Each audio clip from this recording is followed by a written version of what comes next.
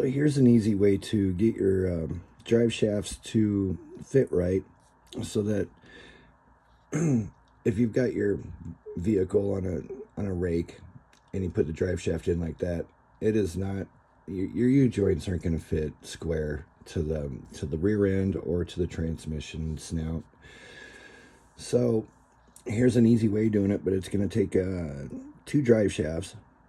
I was lucky enough to find 2 identical ones from the 41 Willys kit, which is one of my all-time favorite kits from Revell.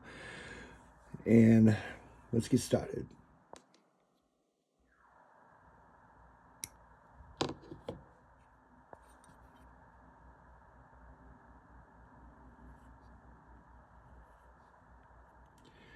I had purchased a brand new box of drill bits, and I opened it up, and the very first thing I did was bust the smallest drill bit, which is like 0.1 millimeter. Just snapped it right off. I was made me a little sad, but then realized it makes an excellent hole punch, and then I was happy again. But I need to drill a hole in here to accept 16th millimeter or 16th aluminum tubing for the snout, and that snout will fit either in the rear end or in the transmission. I'm going to do the same on both ends. And I drilled the hole first using the little nubby that you get when you're cleaning up the part. There's usually a seam line that goes down the center, and I actually use that to kind of center everything in there before I make the little hole punch in there to get my hole straight. And that's what she said.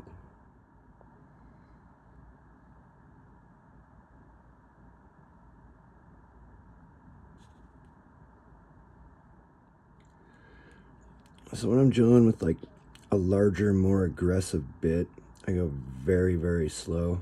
You're gonna feel it catch and rip out a lot of material real quick. And like anything with doing this stuff on such a small scale, the tools you use and the material you use is also small scale. So if I was doing this on a real vehicle, you know, I could be really aggressive about it.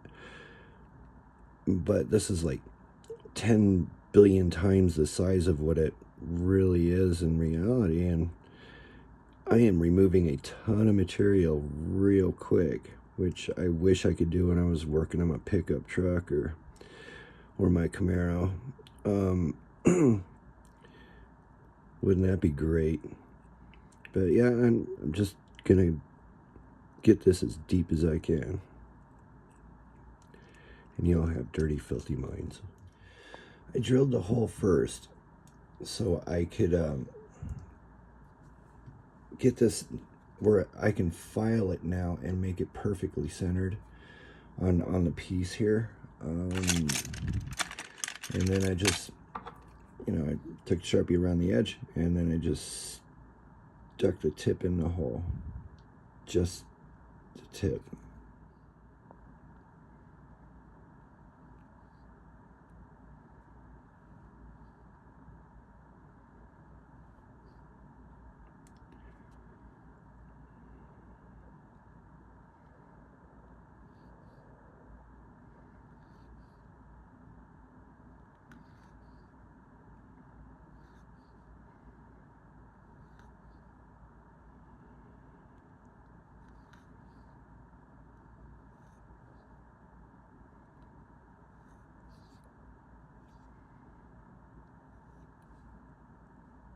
So from here, I'm just going to clean up all the edges and the part lines and everything and make it look, you know, real nice. I'm just concerned about this outside part of the U-joint right now.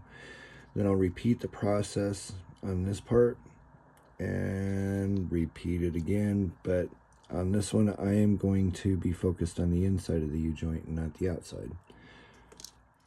So I glued it in there with some of Bob's super glue, and it's the same spelled backwards. It's still Bob's. It's Bob's. And I think maybe I'm going to try to pick up some of that Loctite super glue and see how that works.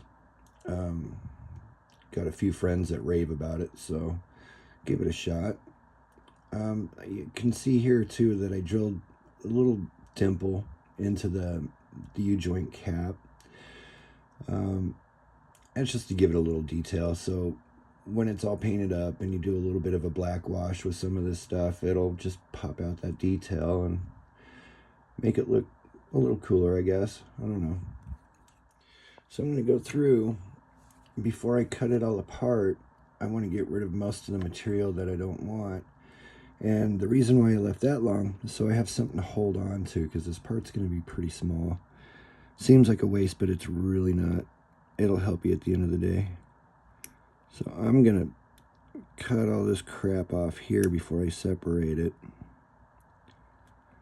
so I don't have to file as much, because oh my god, you could be filing for days on fabricating parts, and that's just a drag.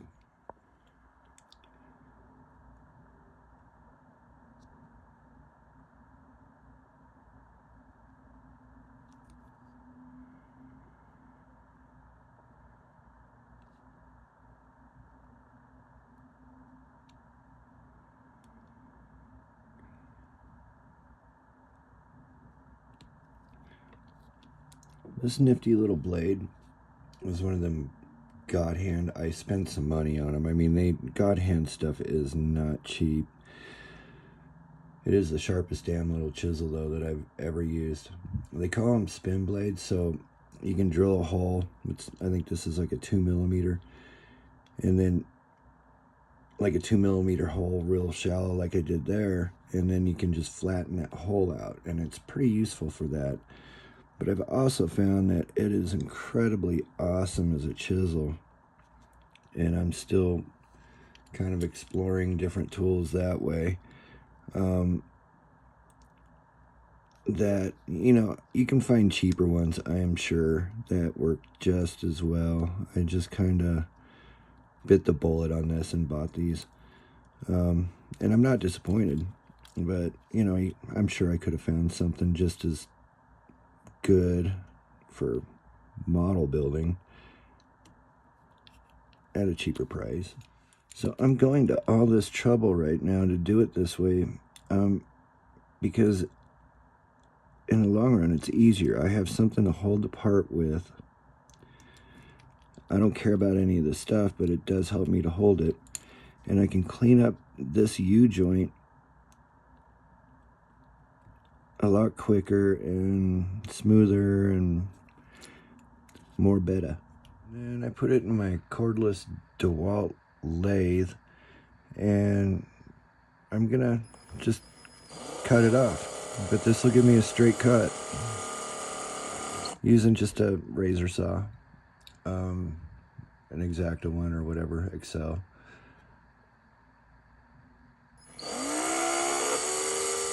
So now I'm just going to clean up the U-joint. I'm going to get it kind of squared up and rounded off right here. This is going to be what I'm mounting everything to, is this little round pin part. I'll get it cleaned up. Don't worry about seeing metal in there or any of that, because it's all going to get painted up at some point in here and you'll never see it. So I've gone through and cleaned up all my edges and made everything crisp and no flash or any of that. I am only worried about this inside part now. Drilled a little tiny hole and got this flange all nice and squared up and round.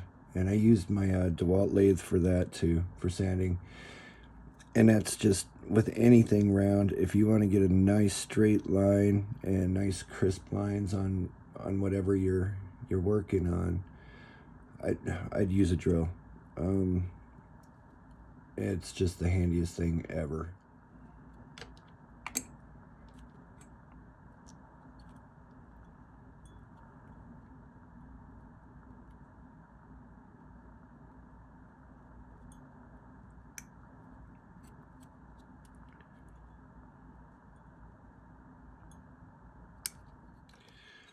So what I'm going to do is, this is my U-joint on the drive shaft side.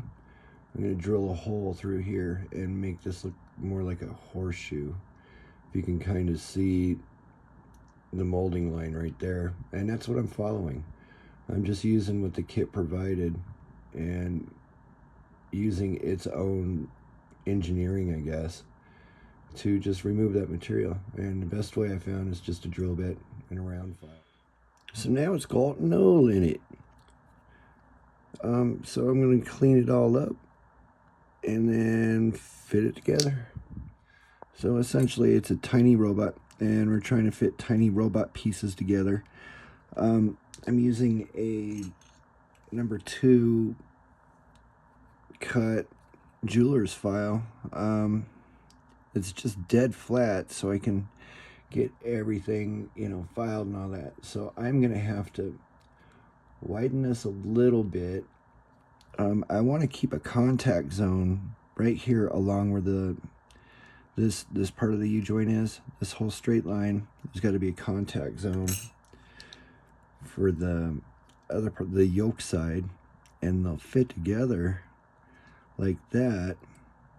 However, I'm gonna keep rolling forward with filing this all the way down to the yoke, or to where it attaches to the drive shafts.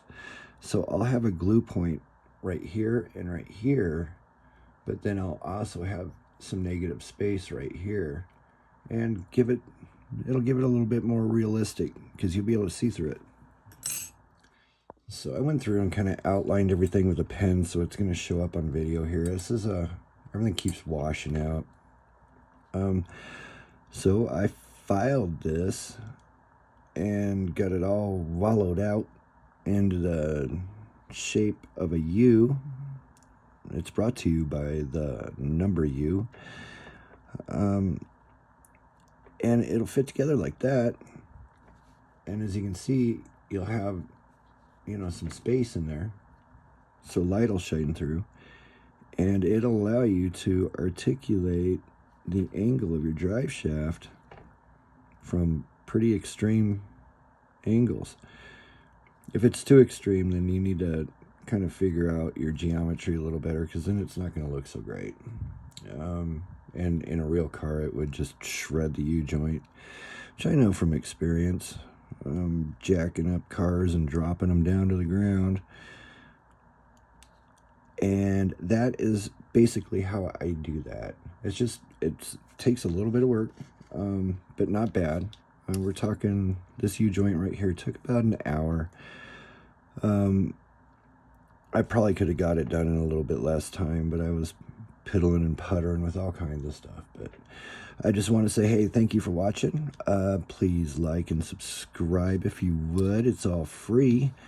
The like button is definitely a dirty little button, so probably wash your finger after you do that.